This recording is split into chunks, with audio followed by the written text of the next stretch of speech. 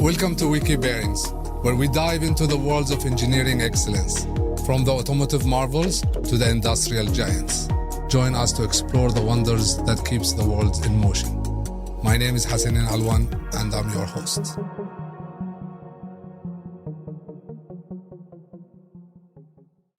Welcome to another episode of Wiki Bearing. In today's episode, we're going to talk about sales, and specifically B2B sales. With me, I have a very special guest, a friend of mine that have been doing this for a very long time. He's a sales excellent expert. He have been in the industry for a long time. He's a professor in Helou'S University.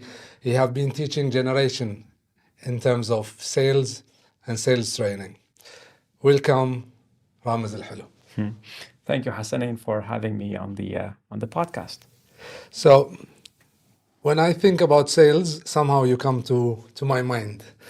And when I look at the audience or the people that always listen to us, at the end of the day, we somehow, at a certain level, we are doing sales.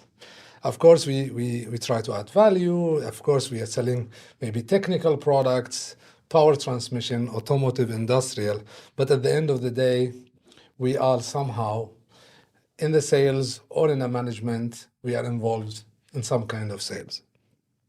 So I wanted to, so when I thought about, okay, let's talk about sales, and I think it's a topic that involves all our audience, all our customers, and so I thought, let's have you on our podcast, and thank you for coming. So again, it's a pleasure, and you know, the profession of selling, a lot of time you don't find it finds you. So 35 years ago, I started selling knives door to door. Okay. Back in the US. I didn't know that. Okay, and little did I know that it was that job that I would actually, the challenges I faced at the time, by overcoming them, not only was I helping myself, but then I became the guidance that my manager would use. Say, hey, if Ramez can sell these knives, anyone can. Yeah. You know. True. So yeah, it's been quite a journey, and looking forward to sharing some of the insights. Great. When we look at sales, I think any good salesman have gone through it by himself. I mean, you can't teach really sales without having done some sales. And I think you are the perfect example of doing it yourself over different organizations. And now, so coming to the topic of today, the B2B sales. So let's start with some kind of a definition. What is B2B sales? Business to business selling, right? So B2B stands for business to business. And the biggest difference in B2B sales compared to a B2C sales is that in a B2B environment, you have multiple decision makers. You're not selling. When I used to sell knives, I used to sell to a household. So usually it's the wife that decides, the husband that pays. You know, and Typical, right? And in the B2B environment today, we know that there are an average, and that number has been growing over the last 7 or so years. There's an average of 5, 6 plus. Some research shows there are 6.2 decision makers involved in a product to be sold in a B2B environment, because it's not just purchasing, it's purchasing and technical and finance, purchasing technical finance, supply chain, purchasing, you know, so it just keeps growing. And today the sales representatives used to deal with 1 or 2 decision makers in the past, and they were the ones that would contact them to place the order. Yet today we're realizing that it's not just who's contacting you to place the order, but who are those people behind that decision to actually make that final go ahead, that releasing these funds and the people involved in that decision-making process. So that is the biggest difference is, yes, selling is selling, yet it gets to be more complex to know how to influence and how to persuade people with their own interest in mind, as opposed to your own interest in mind. True. I think when we look at at least even in the past 10 years, the number of the number of people that is involved into the sales have been much more complex, and have the different people have a different things in mind. The technical person is more caring about the technicality of the product, how the Correct. performance of the product. Correct. The maintenance guy wants to put a product that lasts forever, if Right, possible. minimize his maintenance overhead headaches, having users call him in the middle of the night to say, my machine is down, this is happening. So Exactly. absolutely, you have to be able to speak the language. If you look to the purchaser, he wants the cheapest price. Correct. And so you have all of these dynamics, and now this is what the complexity of B2B sales. Correct. But I think also we cannot ignore, in the past few years, digital sales has become more important and evolving. There is a recent study that I read that 80% of sales is happening online. Now, I don't know how accurate is this. I don't know if I believe that. In our industry is a little bit different. But what is your take on digital sales? So digital sales, so this percentage is saying that a big majority of the decision making, the research, because of the rise of the internet, and today because of the rise of some of the advanced technologies, a lot of the decision makers have access to a lot of information available online. So just go back 20 years ago when the internet was not as prevalent as it is today, having a sales professional show up to an organization and educate that organization based on their own insight, research, and knowledge was quite useful. Today, buying organizations do a lot of that research themselves, and they do it online. Right? Do they buy online? In some cases, yes, if the product has what we call little or so differentiation, right? However, where today's maybe golden nuggets exist is a salesperson going to be relevant in the future?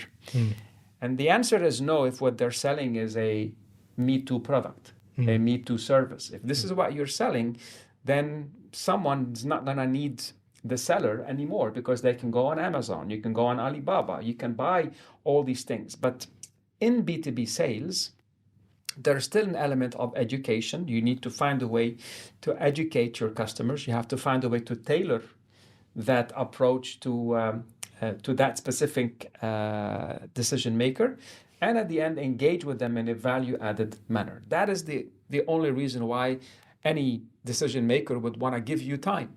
People don't want to give you their time. Time is the most precious resource, and are you there to waste their time, or are you there to really add value, right? So that is that one distinction. I think if we look at generally B2B sales, of course we can sell online, but I think some commodity products or the product that there is not much to add value. Correct. But when it comes to technicality, products, specification, customization of product, and I think depending on how you add value, at the end of the day, if you can't add value, nobody want to meet you. And so what is value? I mean, just thinking a bit about the industry of parts of bearings working, whether it's you're working with manufacturers, they have their own equipment internally, or a construction site. So today, as a seller, I need to understand not just what my bearing is doing. Yes. I need to understand the implication of that machine being faulty. What happens when that machine is down? What are the consequences? How does that impact the buying organization? And today, people don't buy a product, but they buy safety, they buy security, they buy uptime. Right? Smooth running, productivity. Absolutely. At the end of the day, I think we moved many years ago from buying and selling product to buying and selling values that is connected to this product or to that company. And I think if we try to keep selling a product, I think AI can replace us even more efficient. Then this is the beginning of the end, right? Yes, so true. Companies today that just sell products are not bringing that insight, are not bringing that value addition. So, I mean, a nice example I talk about is, go back 40 years ago or so. Yeah. Nobody knew what a microwave was, No. right? Yet someone sold that idea, and today you go to almost any household and there is a microwave. Now, whether they use it that frequently or not is a different story, Yeah, sure. but it became part of the appliances inside of the kitchen, True. right? And I think we are moving now. Anything that gets product and simple product, we are getting the digital world evolving into this, and it will be easier to sell it both for a company and for a customer. But I think this is the added value, where you can add value and what convenient. I usually try to say to my sales guy, it should be stupid easy to buy. The customer should think about, if I want to buy a product, or if I want something, it should be easy to do. And that easy, the convenience, I think, is making a big difference between one organization or not. Could be, it doesn't matter if you're a restaurant or you are a technical engineer. Is it easy to work with you? Are you giving me the value, or giving you the technical support, the consultancy, and all of Right. that? I'll give you an example from a industry, the food service industry, right? So when you're selling ingredients, similar to when you're selling parts, Yes, right? definitely. You have thousands of parts, thousands of ingredients. True. When you're selling to a chain of hotels, what's going to be different from it? The salt and that salt, that butter, that and the other butter. Now, there is a slight variation. Sure. Yet at the end, products get to be specified, get to be approved. And now, how easy it becomes for that buying organization to buy the products when they need them. Yeah. So they integrate.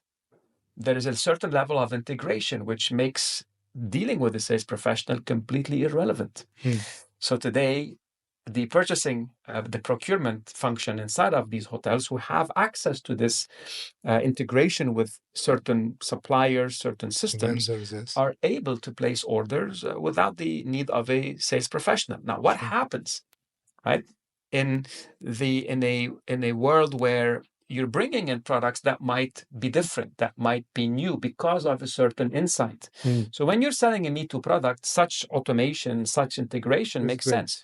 But when you're bringing something that is completely out of the box, that's when then a sales professional needs to speak with the expert, demonstrate it, have to show value, have to show why this versus another one, so that it gets listed and then it gets to be specified. True.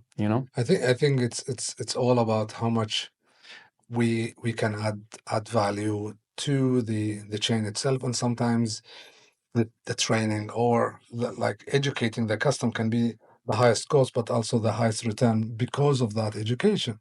Correct. Now, if we look at a typical sales team in the B2B sphere, they are always on the phone. And I think there is a difference between a good salesman on the phone and a less good, or not as effective.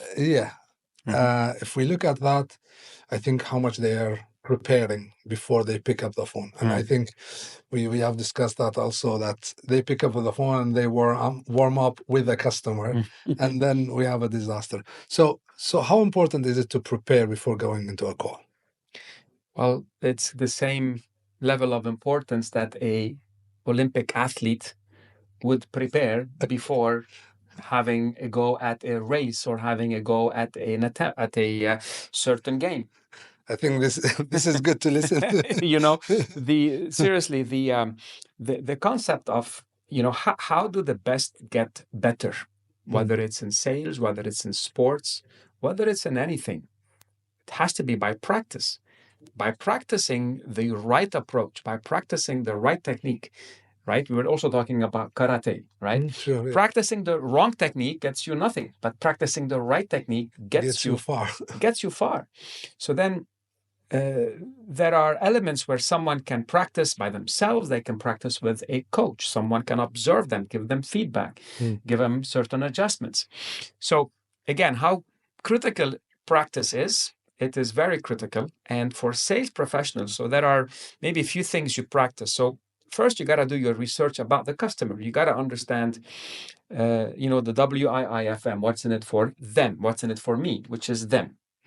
So you would research, let's look at maybe 5 C's. You'd research the country, what's happening in the country where the customer is operating, right? You do a certain PESEL analysis, political, economical, legislative, and so forth and so on. You see what's happening. Sometimes legislation is causing some buyers to want to buy certain things, to want to specify, have certain products, and in the midst of go for certain things. So that's the country. You look at understanding their company. What are their goals, their mission, vision, values? What are their aspirations?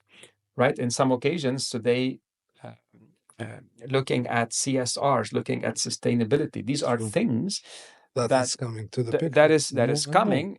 Becoming more and more relevant. So someone, if it's on a mission and vision statement of an organization, well, somebody on the inside is responsible to bring this mission and vision into life.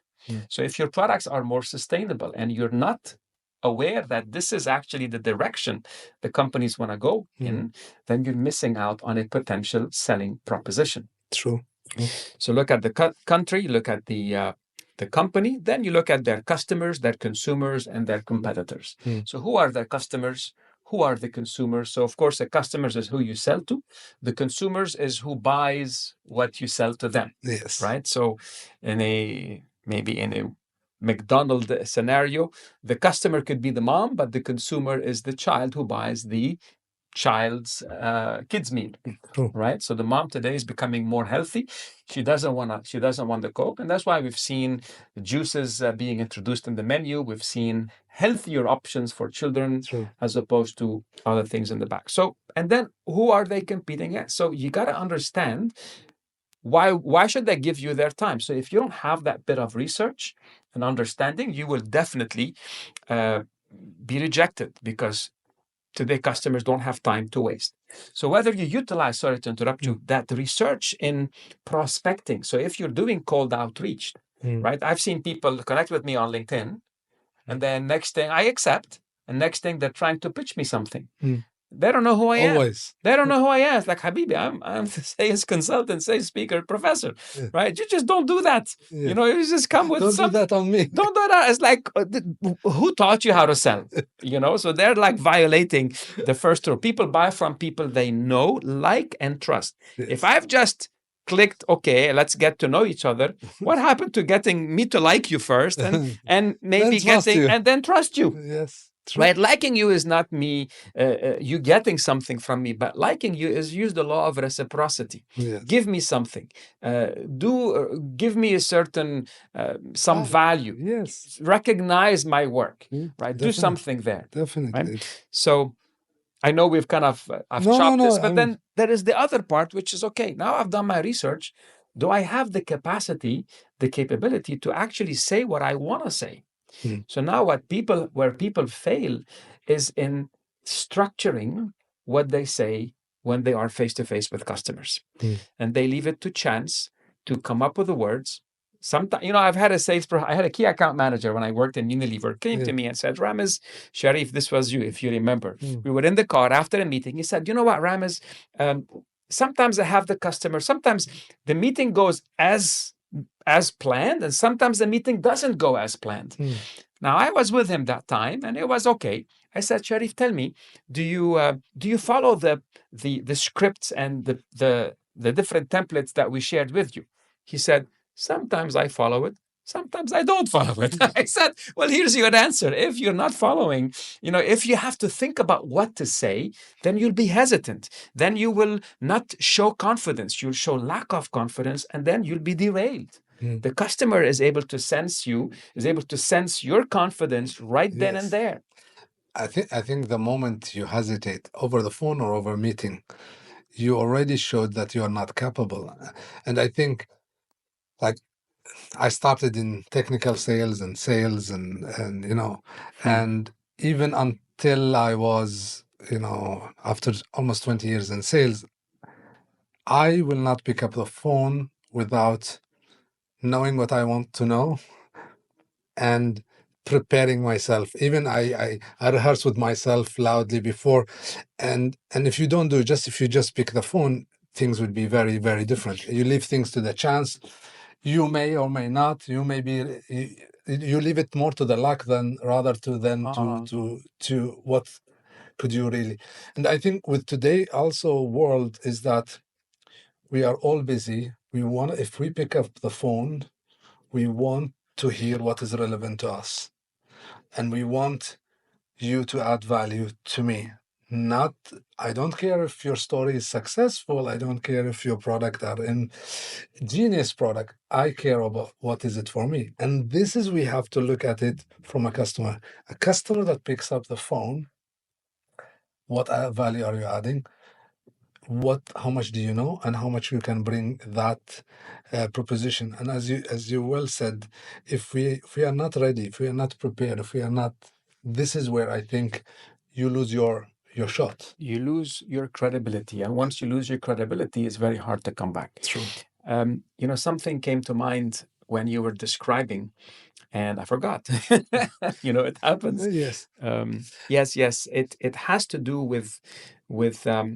Did you know that you said that I practice what I want to say beforehand, and that's similar to a Formula One race driver will actually walk the track before a race, and they are actually memorizing every single nuance of that track. Today, if you're in sales and you're not looking at potential nuances that can happen within a sales conversation, then actually your car will be derailed and you won't be as ready to handle what gets thrown your way. So that's again the importance of that planning and preparation. If we look at it in general, anything we want to do at any point of time, we actually win. Even if you are a salesman that have been doing this for years, I think it's get even more important, because the higher you are in that ranking, the more important that you're doing the right thing. To stay up on top, imagine world champions like a Rafael Nadal or a Roger Federer. How did the best stay on top of their game? Multiple times. They had to break their game, reinvent themselves to be able to get to that next level. Because if you're static, if you're not evolving and changing your game, well, the end is near. And we've seen that where even the best of the best, Rafael beat Federer at one point in time. Djokovic beat Rafael. True. So the best keep challenging each other to keep moving up. And as you said, the moment a sales professional thinks I'm at the top of my game, and I don't need it's to the keep, start at the end. It's the start of the end. And today, especially with the rise of AI, the rise of certain tools where everyone has access to provide the proper practice environment for a seller.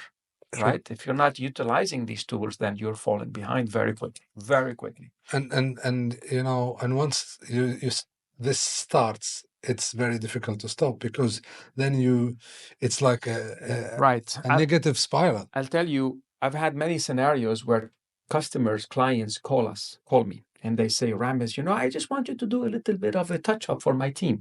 They got 20 years experience. They're experienced, but we just need to do a little bit of a refresher. Let's just face it.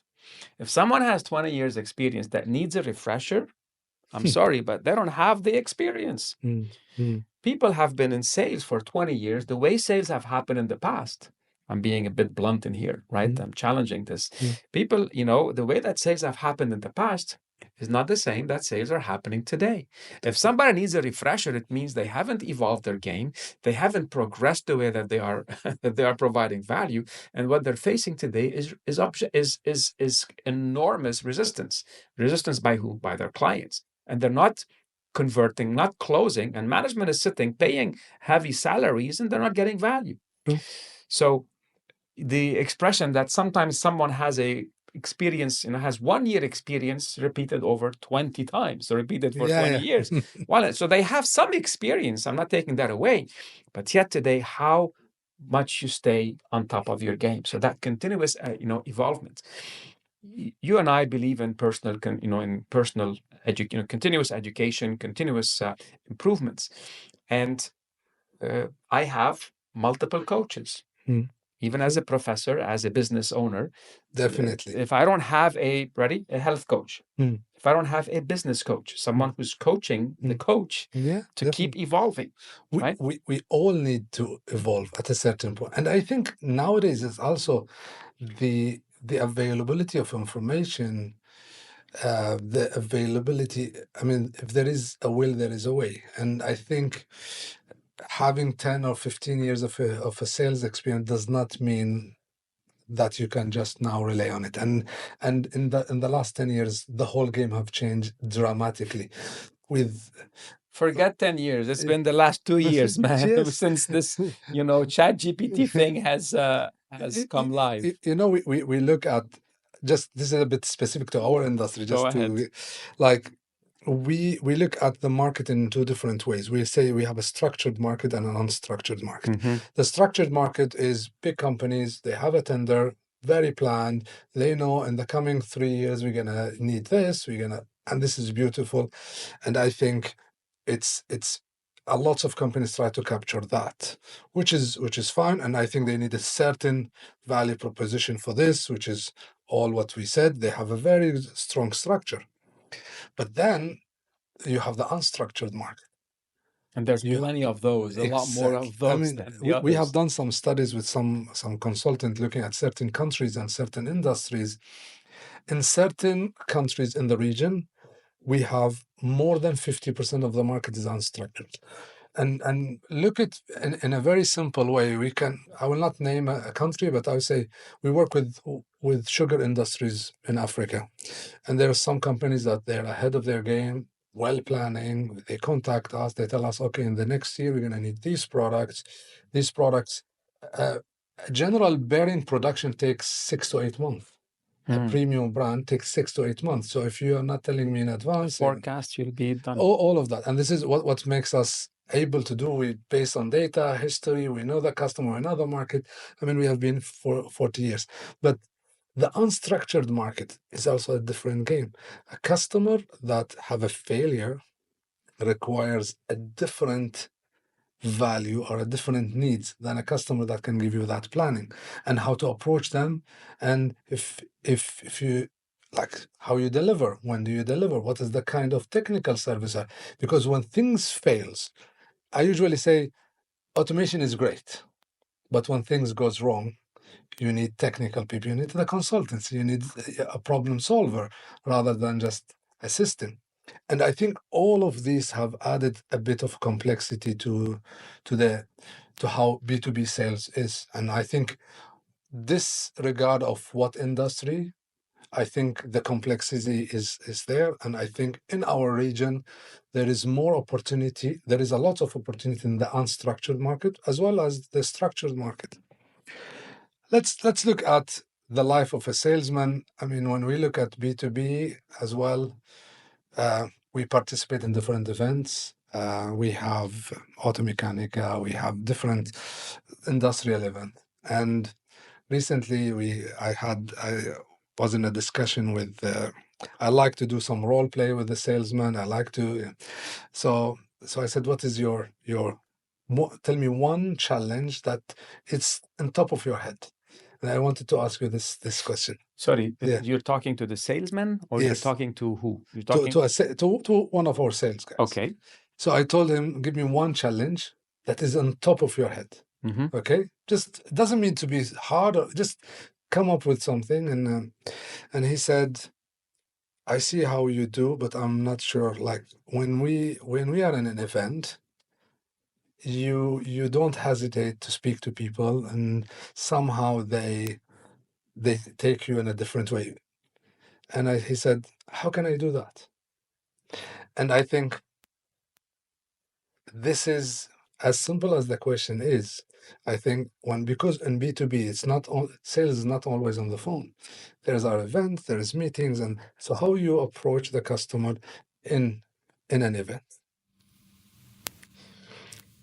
So that's a really great question. Remember, I spoke about people buy from people they know like, And trust. and trust. So once you build these three things, then you move into they'll be willing to try what you have. And when they try, you prove yourself, then they buy. Now, notice the steps. So an event, to go from knowing you, meeting you, to buying, there is all these steps in between, right? So my goal is to just get to the next step. To the next step. Correct. So if I'm meeting someone that is a complete stranger, what's the whole objective? Is to find some certain level of common ground, rapport building. Yes, absolutely. Definitely. So I think it really adds, there's a saying that says a smile adds to your face value, Definitely. So it's just the way when you're spotting people, people coming to the booth, looking at the booth, looking up and down, and you're sitting there and maybe you're thinking, shall I approach them, not approach them? When people are at an event, they are approachable. If not, they wouldn't be at this event. So the question is, how do you get a conversation going that allows the person to chat with you? So don't say, asking yes or no questions. Can I help you? No, right? I hate this question. I really. Yeah. So maybe another question might be, hey, where are you from? What company are you from? That just, I'm from blah, blah company. Oh, great. Tell me more. What brings you to this event? So what are you trying to accomplish? Now, notice, I'm not saying anything about my company. I'm trying to understand the person, their goals. What are their objectives? Because I have a network. I have certain knowledge. I have certain competence. And my goal is to find something in common, right? So you might know they're from this one industry. You might have a friend there. You could bring that as a part of the conversation. You show that you're from the industry. And then if they mention a goal, you might be able to support them, give them value. And then what is the next thing? So what is that next step? You can simply invite them to, maybe if you have a certain activity, a certain demo, a certain something, as you build that bit of rapport, add value, you can then possibly do a small invitation. Get them to come to see a demo. Get them to say, look, we're having a get together. Why don't you come? Or we're having this. Why don't you do that? We have one of our suppliers here. So you got to find a way to get someone to that next activity, and from there you just keep building on that. Like this is perfect, because I think what they try always to do is to jump know you, trust you, to sell you. Forget know you, like you, trust you. They know, hi, how are you? You want to buy? Yes. It's like, if we sell this, do you need it? No. Oh, okay, buy. That doesn't work. And I think this is so crucial because at the end, I will not buy from you if I don't like you, and I don't trust you. Yeah, I don't know you. All of this, and this is where at least we have to start. Now, if he gets to know you, then maybe he gets to like you, maybe he gets to trust you, and I think trying to squeeze that in the first conversation, it never works. Right.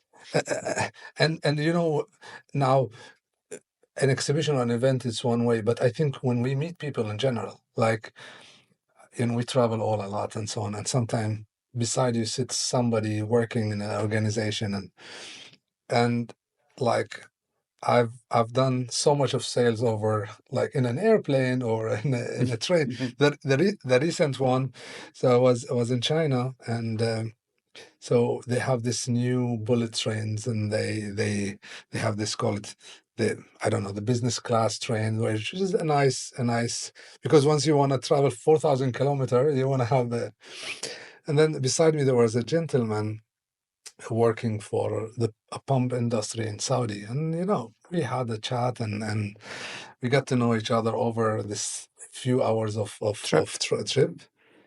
These are the best trips, by the way. Sitting next to someone on a plane or in a train, but if you try to sell this guy, doesn't work. This guy will put his headphones and then never talk to you. Correct. But actually, over that conversation, before he stepped off the train, because I'm going to the next, he said, "This is my business card. Can one of your engineers please contact us?" Wow. Yeah. And this is, I think, trying to hijack that, to try to come to, I want to sell you I have a very good product, you want to buy.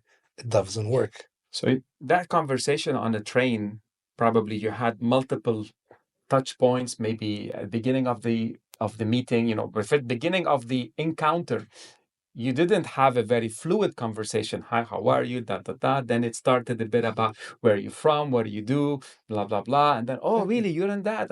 So am I. And then you started talking and you started building. See, that takes time. Yes. And in that conversation, the person can sense if what you're saying is to take something away from them. So are you a giver or are you a taker? And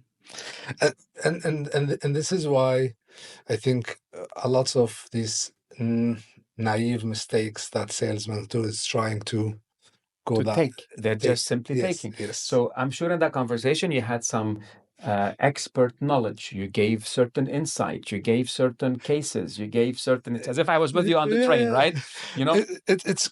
It's crazy how things goes. I mean, usually I never try to. And then now I'm not in sales directly. You're so always in sales. Yeah, exactly. Yes, we are all in one. But we know how to do it. We know it's a marathon, not a sprint. Yes, and if when he was asking why are you in China? I said we have a challenge at certain product, and I was thinking, okay, but if I can give you this. There is this industry. They can give you an advice on this. If you want, we can help you in 1, 2, 3. You see what just and happened. What I tried is really to help him out. I did not try to sell him. Of course. But at the end of the conversation, he gave please, this is my card. That is the value of earning his trust.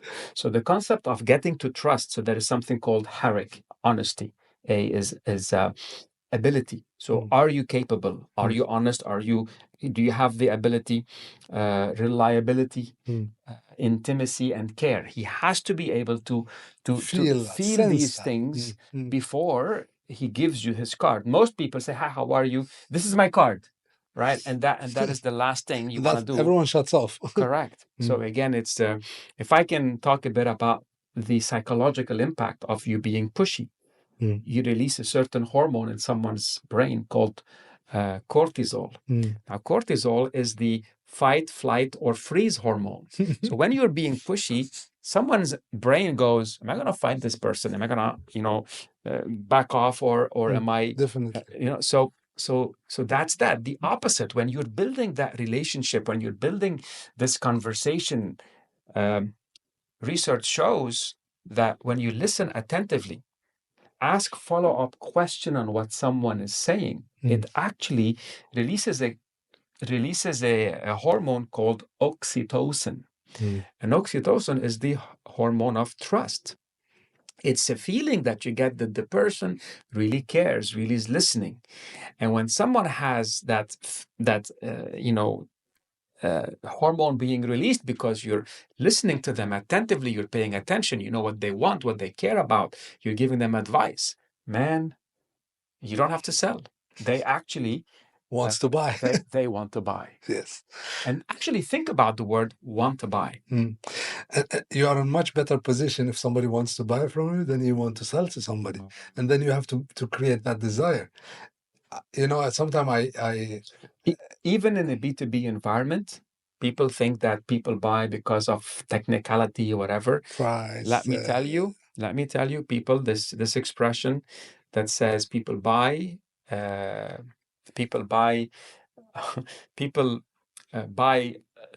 logically. No, people buy emotionally and they justify it logically. Definitely. The research, time and time, has demonstrated that people buy emotionally. So I get emotionally involved and then you justify it logically. It's all about whatever you're selling. At the end, the decision somehow is emotional.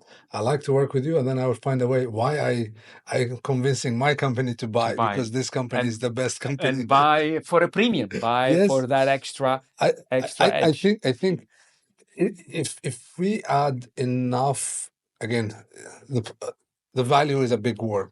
I keep using the word value, but if we add enough value, now whatever is that value, I think this is where you create that trust. You create that, and I think when you want to give, if you focus to give before you try to take, it's changed the whole game. When I've went to certain industries, sometimes when our sales guy needs some technical support. So I go there, I tell them that, not to mention that I'm the MD, because once the MD, everyone freaks out, the maintenance guy is, I go there just to supervise and look at the technical part and give pure advice. Okay, so this product, you can prolong the machine life if you use this product, using this maintenance this way, and then I leave for them to continue. And they, after the relation changed completely, because you did not go there to sell them something, but to help them out, especially if they are stuck on a problem and they cannot find a solution. I have a very, in the very, very early stage of my sales career as a technical engineer. So there was a diamond polishing company. I will not mention the country, but so they had failures, a lots of failures, because they have the machine or the construction of this facility was done at the same time, so all the machines follow the same kind of pattern. So after 5-6 years, they started to fail one after another, which is normal. Then you have to do the maintenance and so on. But when they started doing the maintenance, they faced a problem that after finishing the maintenance, the machine originally worked for 4 or 5 years without a problem. They do the maintenance, the machine failed after 2 weeks again. Of course, the guys tried, they changed the product, brought something, and then suddenly they started to panic because they have 50 machines and each one of them started to fail one after another. It's a big business. It's a very delicate business. It's quite, I would say, impactful. Very 50 impactful. machines working on diamonds, Yes. And so then I got a call from one of our suppliers. He said, Hassanein, one of our clients is facing a problem. We don't have engineers that can help because the time it's they need it in a short time. You are closer to them. Can you help out?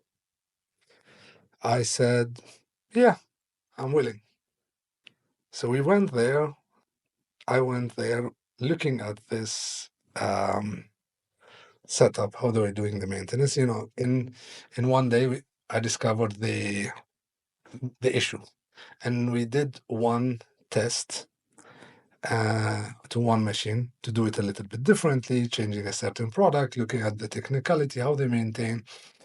In our this is our machines that are running 10,000 RPM, 5,000 RPM round per minute. It's very speed because you are talking about diamonds, and a small change in the efficiency of the machine will destroy itself. The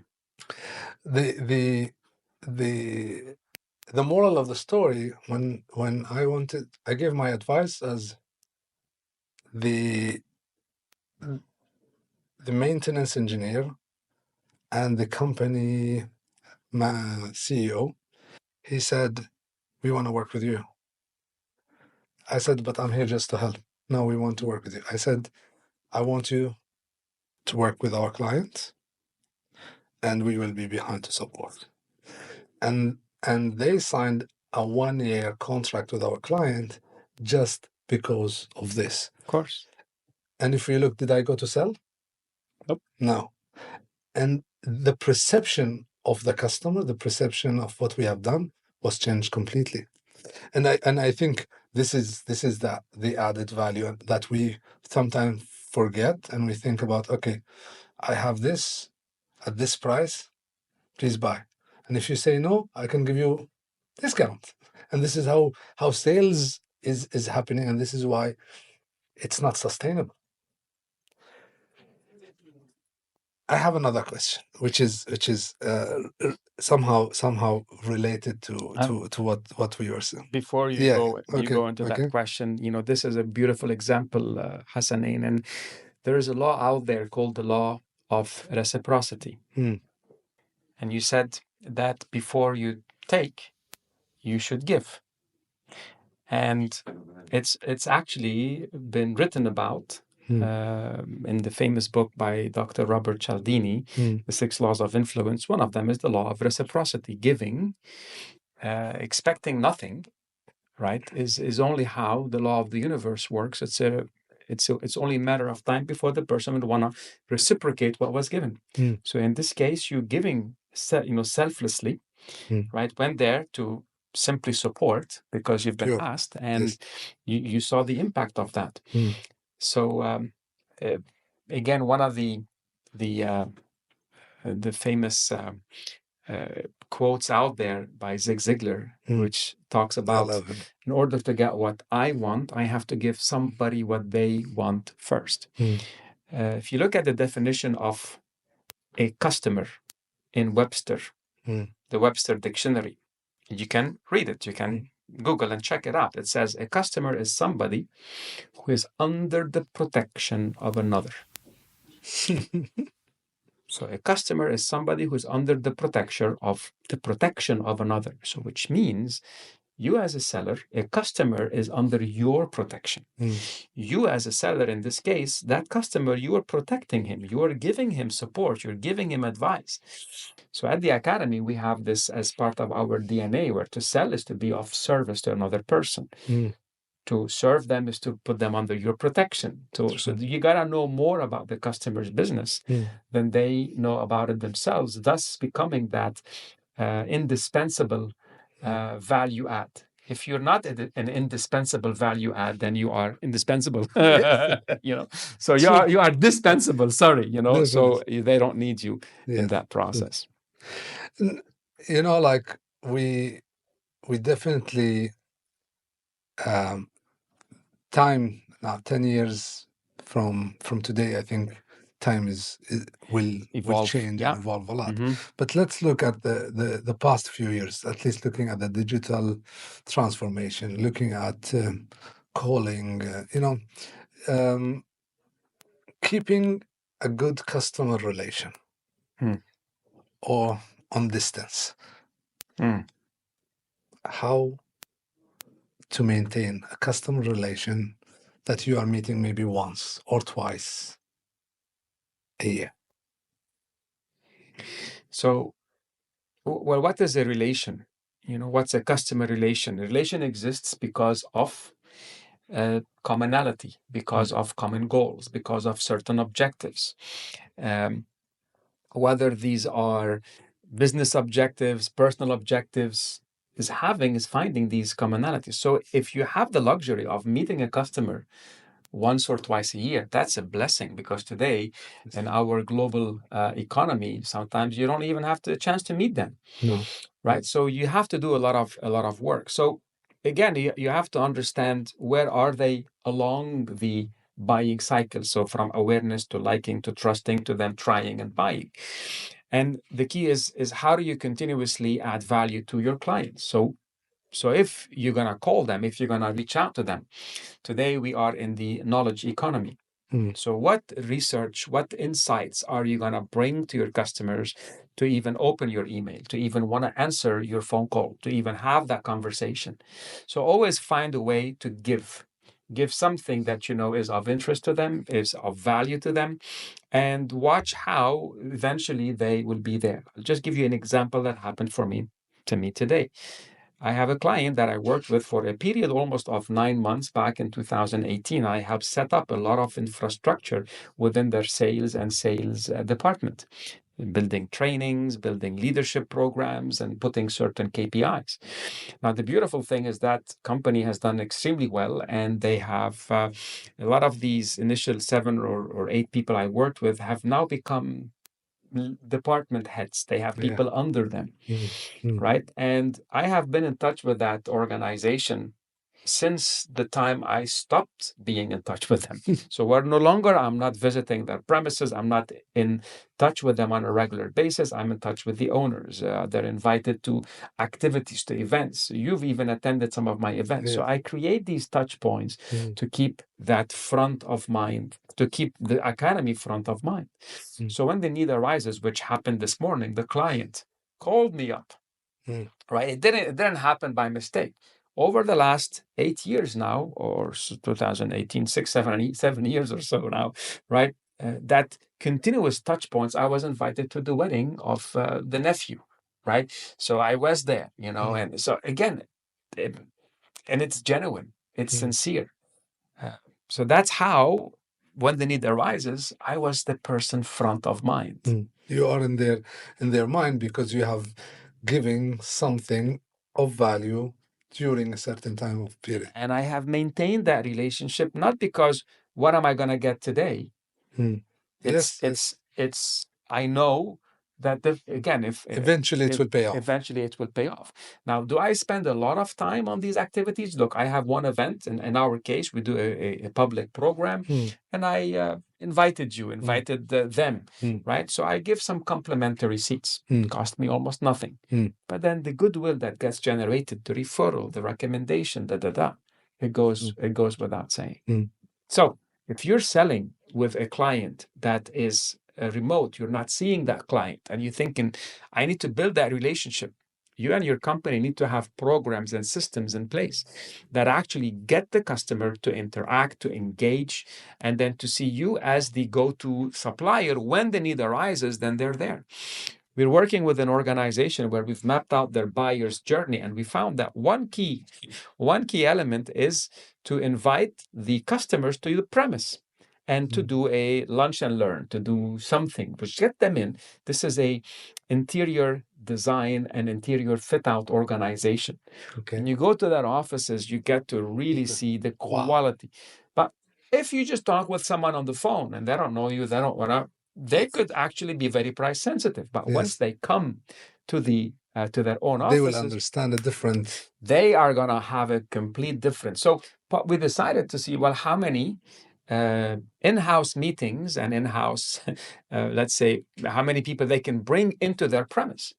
This is a way of, let's say, having a reason. So maybe do a training seminar, share what are the insights, and they deal with a lot of architects, a lot of designers. Come show them what's new, how they can add value to their clients. They'll come. True. As simple as that. Yeah.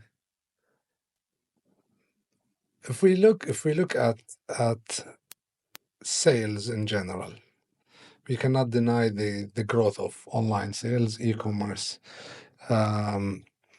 It's estimated that e-commerce will be $3 trillion by 2027. Now, companies could be in a different stage on this. I think when it's come to B2B, it's a different challenge. How to give value to the customer through an online tool or online sales, but still stay relevant in terms of still make it personalized, make it give value in additional just to commoditize the products. To avoid the commoditization of the product. Yes. Look, we maybe touched upon that briefly at the very beginning.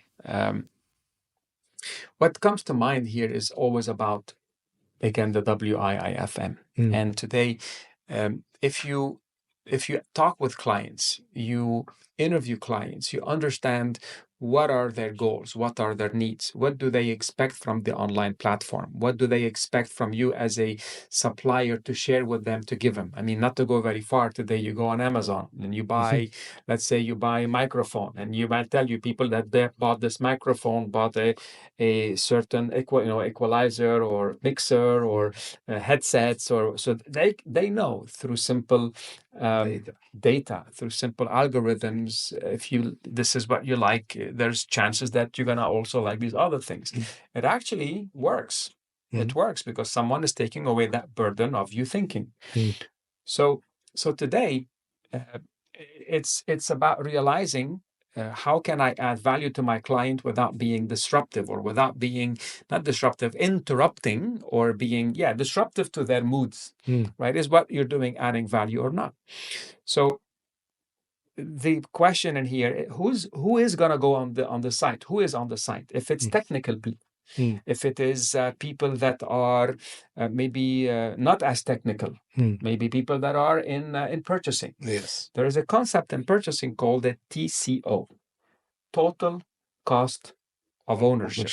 Yes. So today, Possibly, again, I don't know. However, if people that are going on a certain website are looking at the price of something, but then you have something called TCO, and then somebody will click, and then they'd see their own machine, they'd see their own industry, they'll see their own see case studies that could be relevant to them to help educate that person in terms of what is a better option. Is there a better option out there?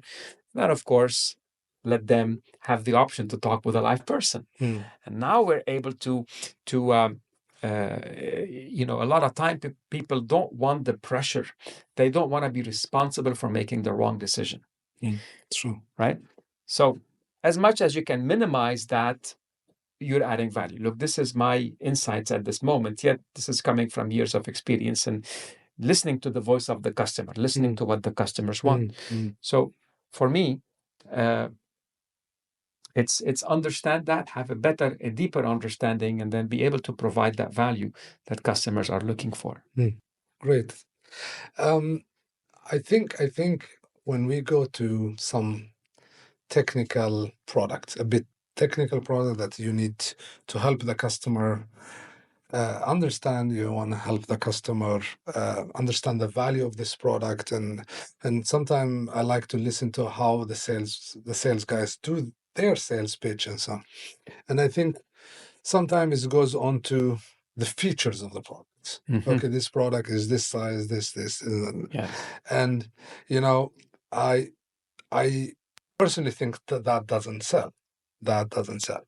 And this is why, as an expert in this, I think, and people always, especially engineers, when they want to try, because they are so fascinated about this product. Correct. Okay, this is this material or this specific or this speed, and which is in a way correct as an attribute or features of the product, but I think they miss the point of delivering that value to the customer, and the customer say, okay, send me the sheet, I'll think about it, click. Correct. I'm going to build on the story that you gave right now, which is the story of the diamond, this machinery, because you had a lot of technical knowledge going there. Yeah. Right. And you tell me, how much did that technical knowledge from just the tech, if you would have shared the technical points, would the customer have seen how this feature is going to help them solve the problem of braking or the problem of that? What did you solve? Actually, if I would have told them, first of all, they would not believe, because some of their engineers were saying, but we try this. We know this brand, or we know this product, and I actually this if I look what I did at that time, I looked at the whole process, how they maintain, what product they are choosing, and what mistakes they are making. And one thing that nobody likes is just tell them you're wrong. Correct.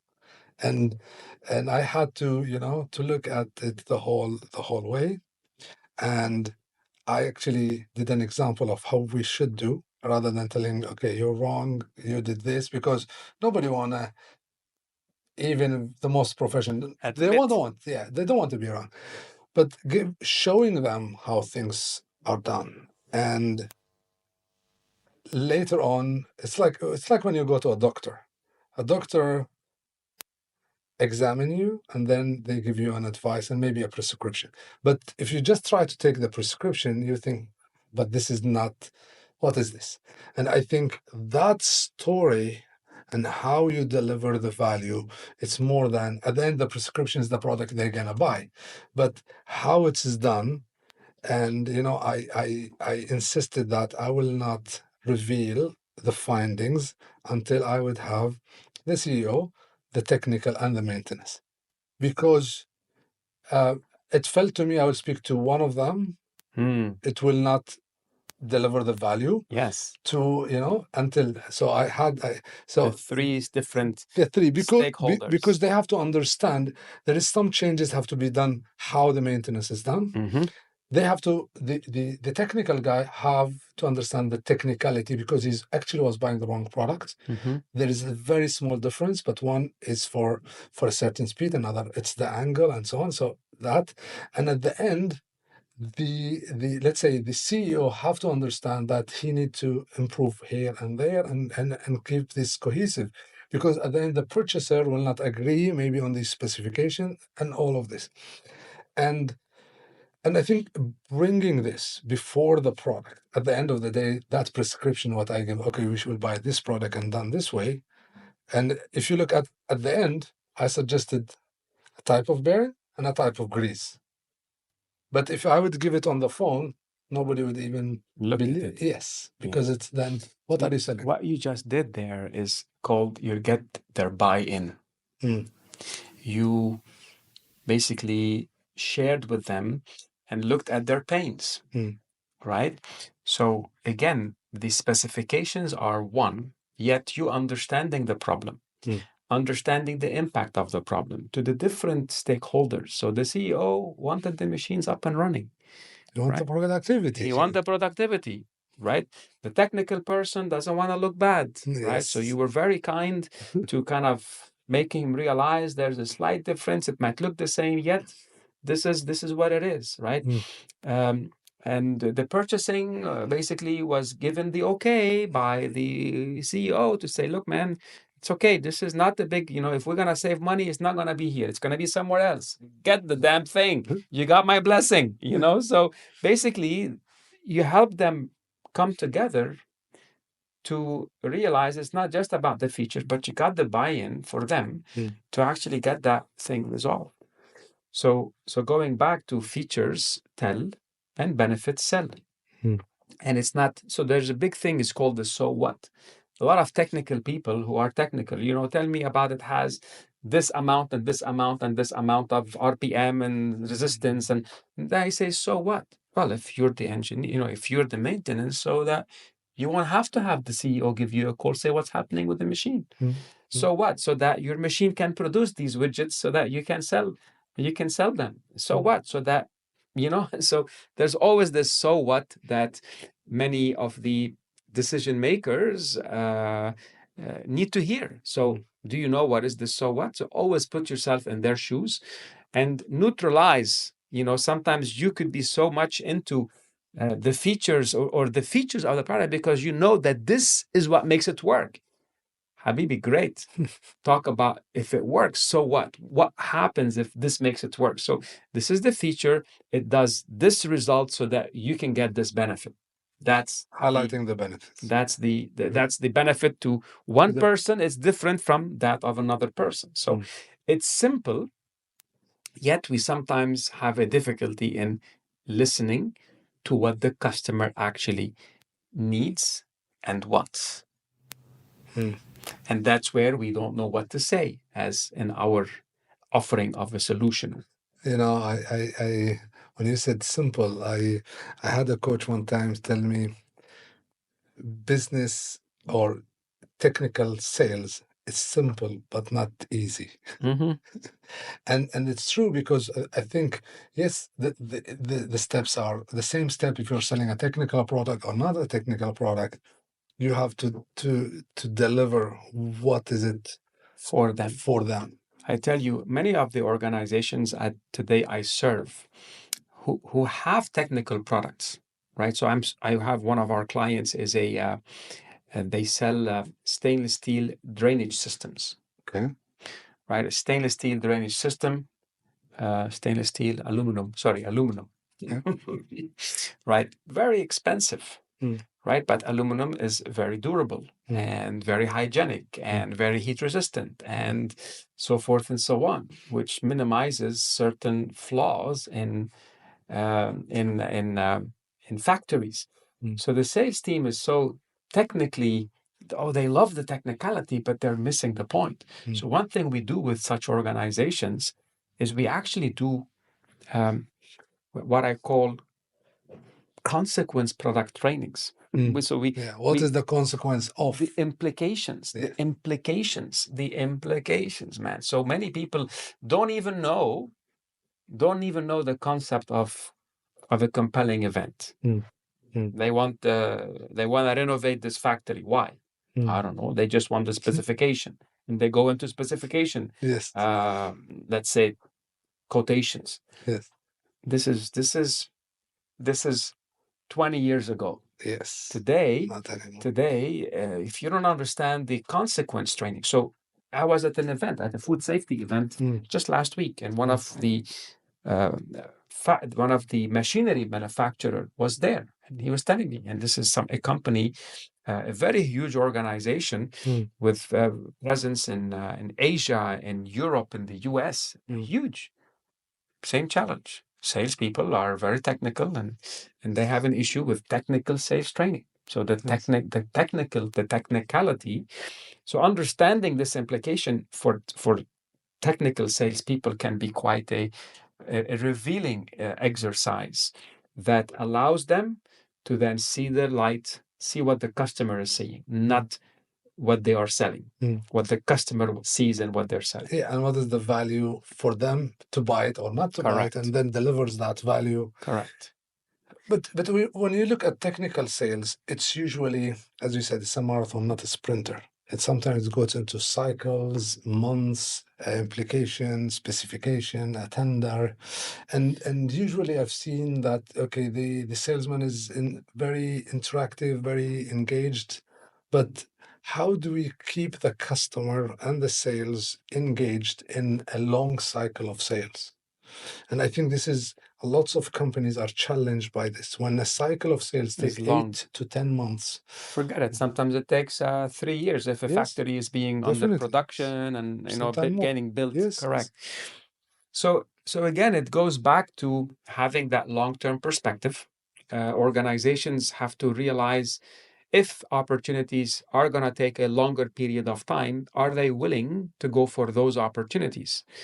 And if they are, they need to understand the potential effort, risk, and reward. So there is always an effort. There is risk of things not going well. Yeah. And then there is reward, right? Sure. And now the other thing is the capability of the account manager or the person that is actually leading these activities. So you got to have these, if you have a pipeline, you need to have these big deals that are going to take a couple of years or maybe more than a year to come to fruition. And you're going to have the medium, and then you're going to have the bread and butter that keeps the engine running. Yeah. Correct. If you only work on some, you're not being as efficient. If you only work on the others, you're going to starve before you can make if you have a big reserves, then you'll do that. So what I would say here for organizations and for individuals is you gotta then have a map for the various touch points of how you're gonna stay front of mind of that client.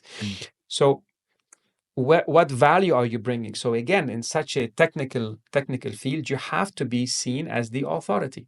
You got to be seen as the authority. So where are you showing up as the authority? What conferences, events are you speaking at where your customers are sitting right in front of you and they're seeing you on a pedestal where you're bringing them this value and you're becoming aware of their projects, you're becoming aware of their concerns, you're bringing a certain level of insights. So today, you don't need to be on a pedestal. We are having a pedestal right here. So any organization can actually create value by educating customers, by giving them value. And as you connect with them, you build liking, you build trusting, and then eventually they will come.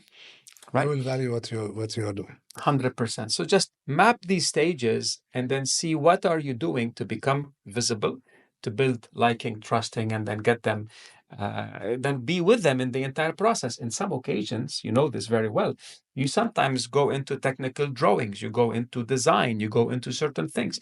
So you gotta have internal resources to help add value.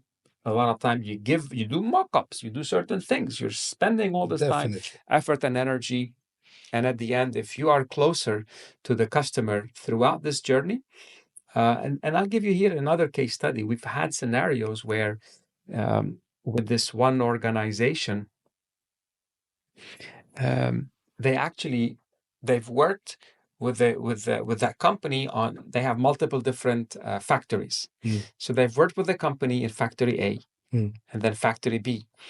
Now, the supplier did not start working on factory 3. No, they actually kept going back to factory 1 and factory 2 and started realizing, hey, although it is their products, they actually were able to spot areas for improvements. And they spoke not just with the procurement, but who lives in the factory? It's the operations team. So they got the operations team involved to see what needs to happen, the impact of these flaws. And now the operations team spoke with the purchasing, spoke with, got them to say, you got to work only with this organization so that we avoid these things. So when you are that entrenched inside of an organization where you've made a sale, but you keep going back to service because you know there's going to be value, this is how you pretty much lock it in. I like what you said very much, and I usually, for me, you need to be involved during the whole cycle of it. Correct. And the more points of touch between the companies, maybe the technical speak to the technical, maybe you don't have one person that is involved into the whole cycle, because that person during this cycle can change. You are much more involved on different level, on a different stakeholders as a customer, trying to address. Now, a finance guy, maybe he's more interested about, let's say, credit facility or payment terms or whatever. A technical person, and you need to keep them somehow engaged until the project realize. And I think if you just engage the salesman, I think you're losing some part of the puzzle. And this is actually one of the ways that an organization can hedge against turnover, because today, especially in the long sales cycle, by the time you get to meet with one person, by the time they come to buy, they would have gone to another department. So when you have multiple people, when you have these multiple touch points, this is how you're building your safety net. You're building the relationship not just with one individual, but at multiple touch points.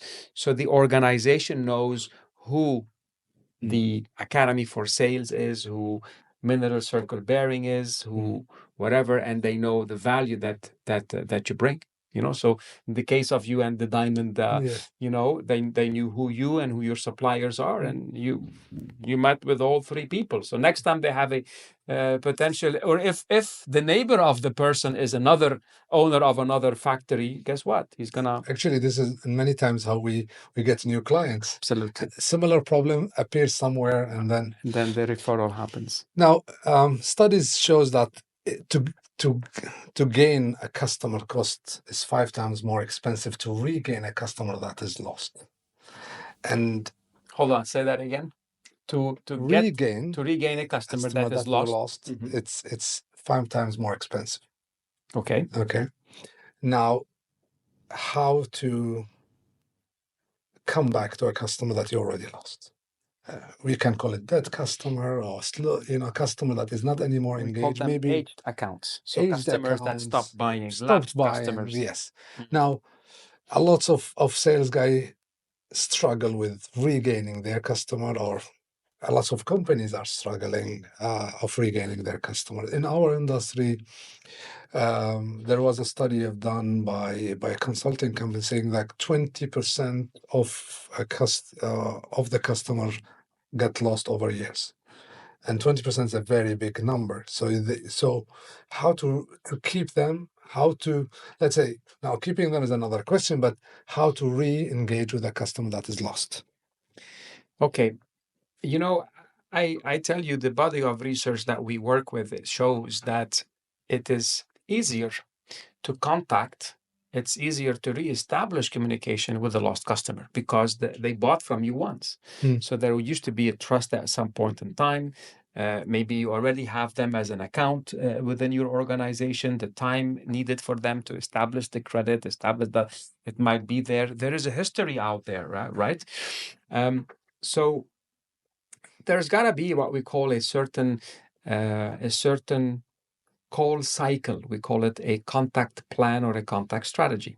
Okay. So a contact plan or a contact strategy is needed for different type of customers. So yes, you have a contact plan with your existing customers, the 80-20. So the top accounts need to have a certain level of contact and frequency. The medium ones will have another, and the not so, let's say, potential ones you just maintain. Now, the biggest thing here is this lapsed customers, because sometimes there is many of them and no one even calls them. And the thing is, we don't even know why.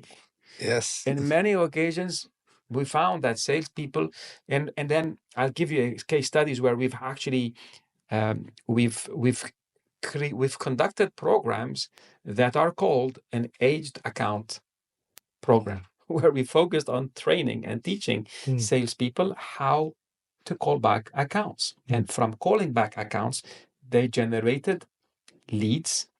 They generated basically opportunities that converted into millions and millions of dollars, dirhams, whichever currency you want to look at. So the first step when you contact someone, are you calling them to take or are you calling them to give? Right? So you gotta have. This is the key. You gotta. Hey, so in the past, hey, you used to buy from us. Why did you stop? Yeah. This is definitely the wrong thing to say. You definitely will be hung up on, and you're gonna make the person furious. It's like, because feel guilty. Yeah, your service stinks. Your service they're gonna attack you. They're gonna attack you. Versus keeping the doors open. Look, I'm calling you from blah, blah, blah. You actually used to be clients of ours, and I'm simply making a courtesy phone call. Would love to invite you. Would love to invite you for an activity, an event where we actually have people from the industry where we're educating this and that. Not even mention a need to sell or a need to whatever. You want to give, not take. You want to give, not take. Ready? Another one might be is you used to be clients of ours and we appreciated that business for some reason you possibly you stopped working with us, and we highly respect that. I'd love to. I'm gonna be in your town. I'm gonna be in Saudi. I'm gonna be here. All I'd love to do is invite you for a cup of coffee. Definitely. Or I'd like to invite you for lunch on me, just so that we can, I'd love to get to know more a bit about what's happening in the business, If you actually had a relationship, now normally what happens is you probably have customers that stop buying where you have a relationship with, you know them, they know you, but it becomes more difficult where you don't have a relationship. So I'm an account manager coming in, there's a list of people that stop buying, and you have to call. Yes. So now this is where you got to do your research, man. You got to go back and start understanding, what did they buy? Why did they buy that? What's their business? What machines they're using? What is your CRM? What is this information, this wealth of knowledge that is in your, maybe within the archives of your organization, which is allowing you to better understand what they're doing, how they're doing it, and so forth and so on. I'll give you one story. I'm not going to say that I cannot reveal the names, but I've had an individual who came to one of our programs. Now he works with a big multinational organization that sells engines of some sort. Okay. And who buys these engines are very big organizations. And on their system, it showed that this one organization stopped buying long time ago, and that the people inside of the labeled this organization, this client, as hard to deal with. They don't listen, So when he took this region, he refused to look at that, because this is what we teach. You got to do your research. And he realized that, one second, the machinery or the equipment that this company actually operates is now at an age that is old, at an age where they need certain AMCs, they need certain repair, they need certain this, certain this, certain that. So he simply, based on this research, utilized that to proactively call this client, recognize the fact that we haven't worked with each other for the last blah, blah, blah. But based on my research, I found out 1, 2, 3, 4. And now the person on the other side is listening. Yeah, that's us. And he got a meeting. And the best thing is when June comes and he achieved his yearly goal and yearly target. And because he was able to find out through research, an aged customer that hadn't bought for X amount of years became the customer that helped him bust his target middle of the year and make him. And by the way, that business plan, that proposition became a model that the VP, the global VP sales, said this, we have to replicate that everywhere else. This is a beautiful story because at the end of the day, you did not try to sell. You came up, you've done your due Homework. diligence, you've done your study, you identified a value you can give, Correct. and then people are ready to take a value. Correct. And this is, I think sometimes the sales stain a company that they are lost. Okay, so but they are difficult, they are hard. That's called a belief. This Yes, is all internal beliefs that because they face a difficulty, because they couldn't crack it, then they label it. And as you Yes. label it, you're giving it power. Yes, and then it becomes on the shelf. But in many times, if you pick up the phone with a different approach, or you visit them to say, hey, I was in the neighborhood and I'm here, to say hi because I was in the neighborhood. Nobody would, like today I called a customer that we haven't been working for some time, and I used to know him, and I know why he's not buying, which we understand and respect. And and we were talking about old days, how things was, and how's your family? I was and I did not call him to sell, but he said, Hassanein, can you let one of your sales contact our purchasing team because there is something we want, and like that's it. Mm-hmm. Rather than trying to say, you have been buying from us for the past 2 years, but now you're not buying. Then that I'll tell you, that's exactly what happened with this one client of ours that they had a list of 15,000 clients, that are aged, haven't done business with for, it's a 20-year-old organization or more. And as they started talking, invited people for lunches and coffees, etc., they're like, oh, you do this? Oh, we didn't know. Oh, you do this? We didn't know. Oh, you do this? And so again, it's sometimes we stop talking. We don't have a nurturing process. We don't have the ability to stay front of mind of the customers, front of mind. We don't have a strategy. We don't have a plan. I think we think the customer knows us, but they don't. We think that the customer is this way, and and as we're not listening, we are building our own perception of the customer, which is not. Correct. Correct. So the key is we have to peel these layers. We really have to go back to.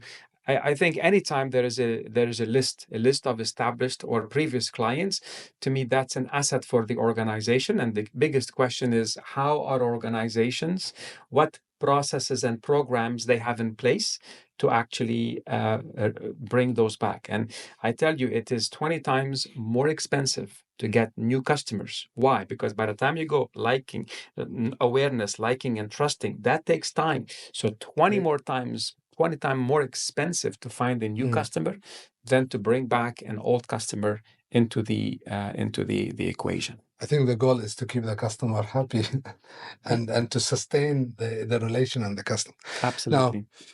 Now, I love that we continue this discussion, but I will end up this session with the last. Are you sure?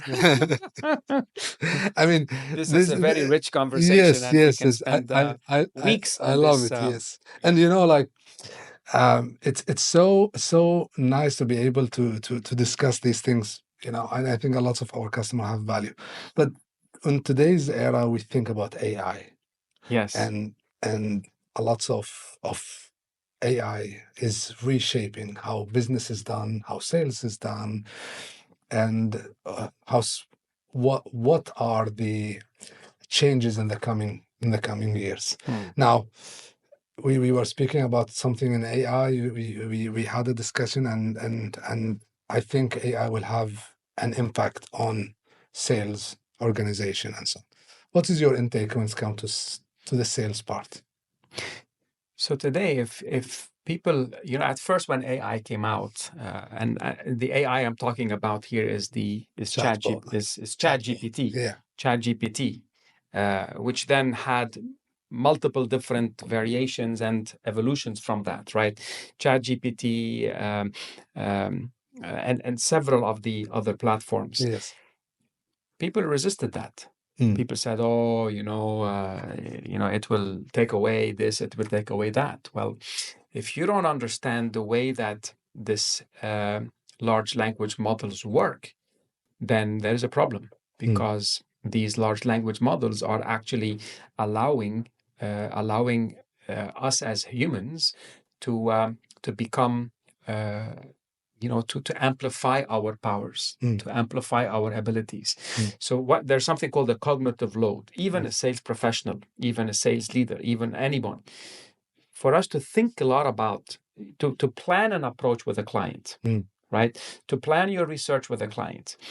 Today, I can actually utilizing AI engines, not knowing about a customer, not knowing about an industry. I can simply have certain prompts within a certain engine that can actually extract knowledge and give me knowledge as a seller to help prepare me, reduce my prep time from hours for me going online researching to actually seconds, if not minutes or seconds, giving me real valuable content and insight to be able to adapt my approach to any situation. So AI is here to stay, fortunately or unfortunately. Not knowing how to use AI, that one aspect, right? The planning, the thinking, cognitive loads, load up the AI with the things that are in our mind, then ask it, and it'll give you lots of valuable insights. So this is just one way. Now, the other thing is today there are innovations. I believe understanding AI and the user case for AI and the way it can actually amplify sales, especially in our case, sales capability building, sales training. So how do the athletes get better? If I'm running, I want to get better, I run. If I am playing tennis, I practice my hits. So same thing in selling. Today we're seeing AI is coming into the ability to act like a customer and being able to utilize voice recognition capabilities to then analyze what you're saying, give you feedback right in real lifetime scenarios. There are engines today that get plugged in. If you're selling over the phone or you're selling over online platforms, there are engines that are plugged in already and are measuring and tracking what you're saying, how you're saying it, giving you live feedback on what should you do next. So again, this is amplifying your ability as a seller.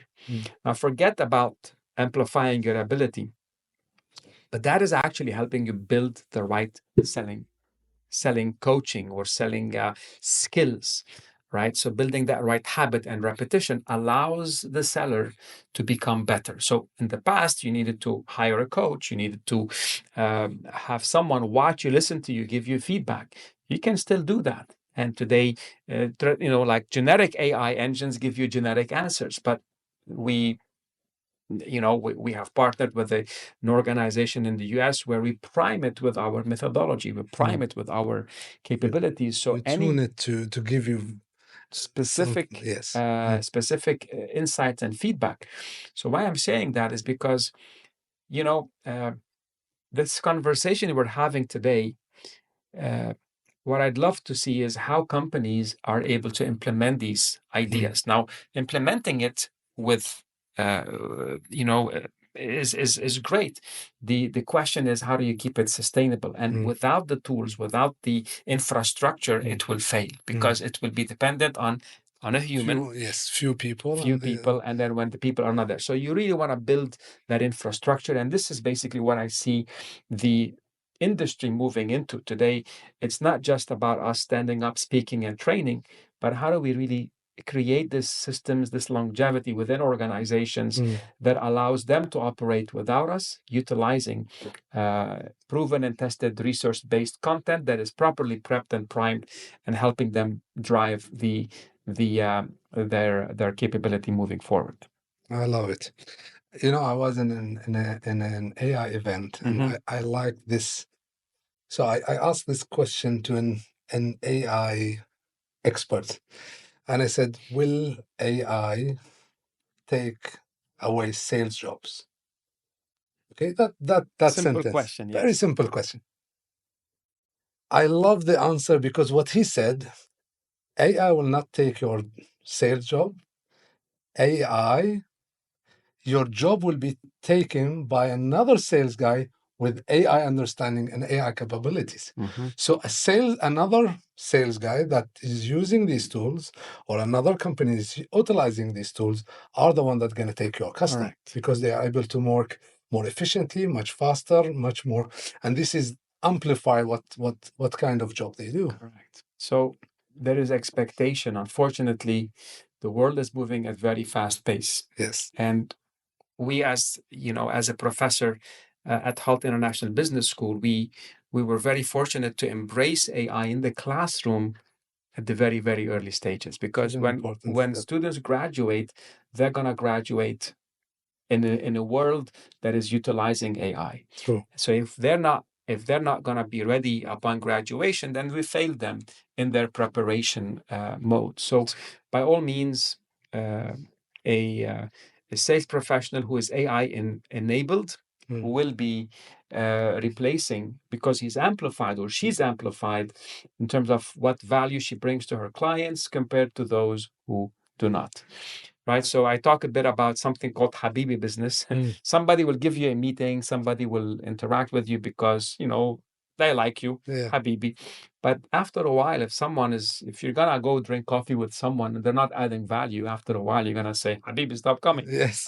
Because I have a meeting with somebody who's more important, or somebody who's able to give me that value, more value. that I'm looking for. Ramez, it was a pleasure having you. Thank you for coming. And we really enjoyed this discussion. You have highlighted the key aspect of the sales cycle. I love what you do. I watch your podcast, and I think you are everywhere in the space. Thank you very much for your visit. Thank you to come to the show. Any last words? Yeah, something we haven't talked about. Yeah. Okay. Is what value. So what are the elements that AI, at this moment, at least when we're talking today, is not able to do that we still need a person to do? And that is empathy. Connect with another human being. Great.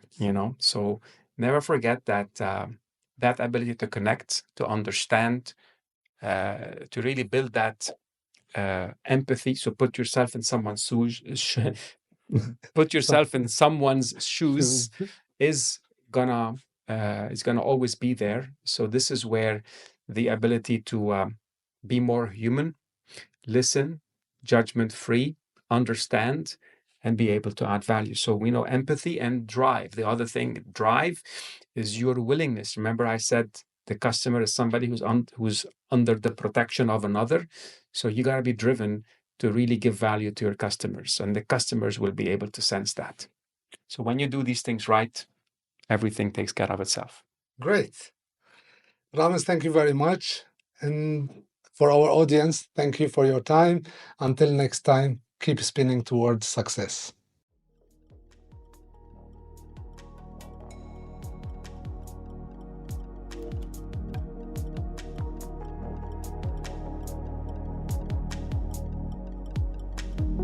And that wraps another episode of Wiki Bearings. Don't forget to subscribe for more insights into the fascinating realm of the engineering innovation. Until next time, keep spinning towards greatness.